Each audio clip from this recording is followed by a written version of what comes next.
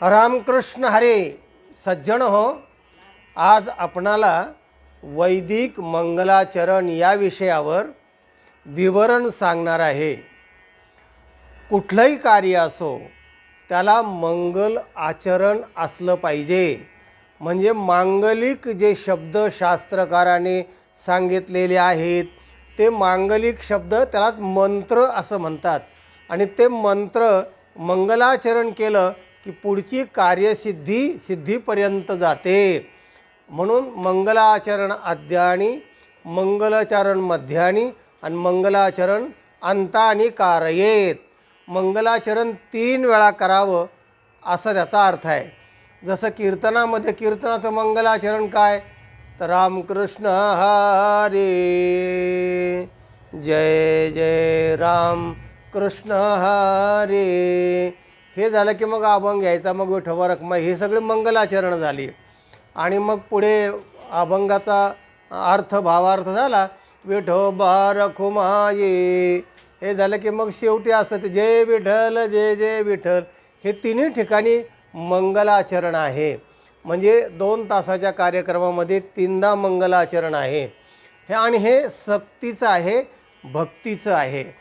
सांगायचा मुद्दा असा की कुठलंही सत्यनारायण असो, पोथीवाचन असो, घरातले काय आपण धार्मिक कार्य करत असो, मंगलाचरण केलं पाहिजे.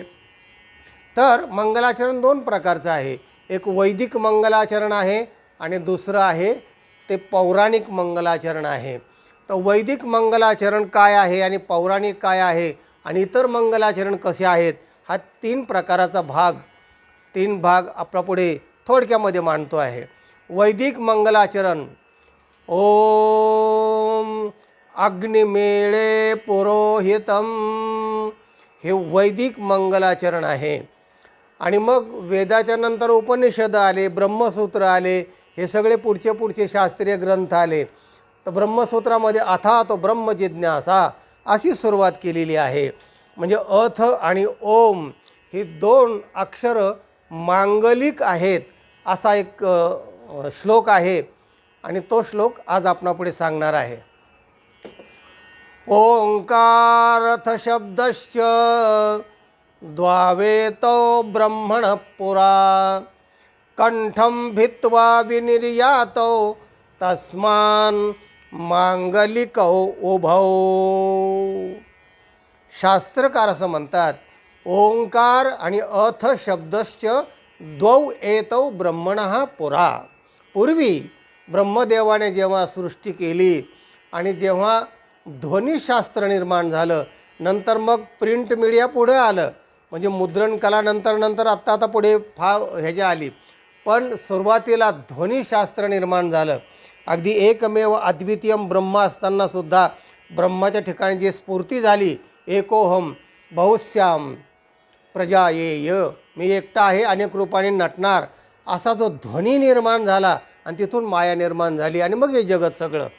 तर ध्वनी आणि नंतर कित्येक वर्ष सांकेतिक ध्वनीप्रमाणेच हे सगळं व्यवहार चालायचे. आणि आजही मनुष्याने त्या ध्वनीचं मग नंतर रूपांतर प्रिंटिंगमध्ये केलं, अक्षरामध्ये केलं, नंतर व्याकरण तयार केलं, मग तशा प्रमाणचे उच्चार तयार केले आणि मग भाषाशास्त्र तयार झालं आणि मग त्याप्रमाणे भाषाशास्त्रातले व्यवहार व्हायला लागले. पण आजही मनुष्यतर प्राणी जे आहेत ना, ते सगळे त्यांचे व्यवहार ध्वनिशास्त्रावर आहेत. मांजर असेल, कोल्हा असेल, कावळे असेल, त्यांचे वेगवेगळे आवाज आहेत पहा. म्हणजे जर काव काव काव काव करायचं असेल ना, घाबरायचं असेल, कुत्रा असेल तर त्याचे कुत्र्याचे वेगवेगळे आवाज आहेत. की म्हणजे क्रोधाचे आवाज, प्रणयाचे आवाज, वेगवेगळे आवाज त्यांचे असतात आणि त्या आवाजावर ते संपूर्ण जीवन चाललेलं असतं. मनुष्याने मात्र सुधारणा केली आणि पुढं सुधारणा करत करत करत करत आले. पण सुरुवात कशी झाली ते आज मी आपल्याला सांगतो आहे. ओम आणि अथ हे 2 शब्द मांगलिकौ उभौ असं म्हटलं आहे. हे मांगलिक शब्द आहेत. शब्द म्हणण्यापेक्षा हा शब्दच म्हणावं लागेल, कारण ओंकार हेही सुद्धा अक्षर आहे खरं म्हणजे. पण ओंकार इतका मोठा अर्थ आहे त्या ओंकाराला, म्हणून त्याला शब्द असंही म्हणता येईल. कारण अ उ आणि म हे 3 व्यंजनं त्याच्यामध्ये आहेत आणि अकार पण आहे. ओंकार अथ, अथ हा एक शब्द आहे. अथ शब्दश्च म्हणजे हे 2 शब्द, द्वौ एतौ ब्रह्मणः पुरा, हे 2 शब्द पूर्वी ब्रह्मदेवाच्या मुखातून कंठम भित्वा, कंठातून बाहेर पडले, विनिर्यातौ निघाले, तस्मान मांगलिकौ उभौ, म्हणून हे 2 शब्द मांगलिक आहेत. आणि म्हणून आपण नेहमी, आपण म्हणजे जे शास्त्र शिकलेले लोक आहेत, ज्ञानी लोक आहेत, ते बोलताना असंच बोलणार की आम्हाला अथ ते इतीपर्यंत सगळं माहिती आहे. म्हणजे अथ हा शब्द सुरुवातीचा आहे आणि इति हा अंत्यदर्शक आहे. म्हणजे इति म्हटलं की बस तो विषय संपला. अथ ते इति.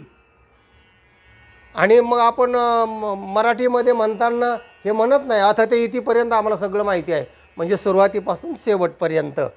आणि इंग्रजीमध्ये सुद्धा असे शब्द आलेले बघा, आम्हाला ए टू झेड माहिती आहे, म्हणजे ए पासून तर ते झेडपर्यंत. म्हणजे हा शब्द वैदिक शब्द उचलून तिथे घेतलेला आहे. म्हणजे संस्कृत भाषा किती प्रगल्भ आहे पहा. तेव्हा हे ब्रह्मदेवाच्या मुखातून प्रथम बाहेर पडले, म्हणून हे 2 शब्द मांगलिक आहेत असं आहे. आणि मग पुढे पुढे काय झालं, पुढे पुढे मग पुराणं आले, इतर सगळे ग्रंथ आले, मग त्याच्यामध्ये सुधारणा झाल्या. नंतर मग एक कथा निर्माण झाली, श्री गणेशाय नमः, असं मग पुढे पुढे त्याला श्री गणेशाय जोडावं लागले. पण हे जरी जोडले नाहीत तरी ओम असं म्हणलं की मंगल सुरू झालं. किंवा अथने सुरुवात होतं. तर श्री गणेशाय नमः हे आपण उच्चारलं की मग पोथी सुरू होते, कुठलंही हे सुरू झालं तर.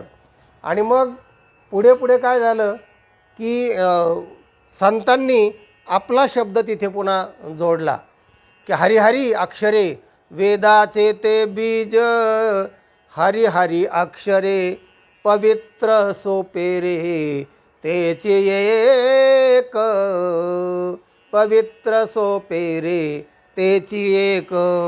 वेदाचे ते बीज हरिहरी अक्षरे, वेदाचं बीज अक्षर आहे हरिहरी, म्हणजे त्या ओम आणि अथलासुद्धा हरी अगोदर जोडला. प्रत्येकाने आपापलं ते मांगलिक सुरू केलं.